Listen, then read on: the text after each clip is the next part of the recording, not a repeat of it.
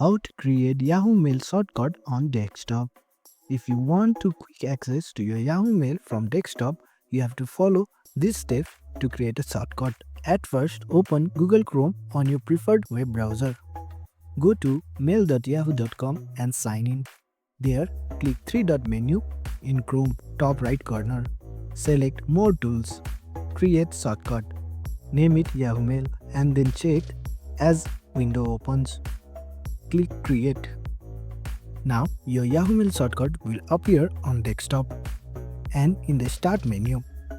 And that's it. Now you can access your mail quickly from your desktop. Thanks for watching. If you found this helpful, give it a thumbs up and consider subscribing for more tutorials. Drop a comment if you have question or suggestion for future videos. And don't forget to check out our playlist. See you in the next one.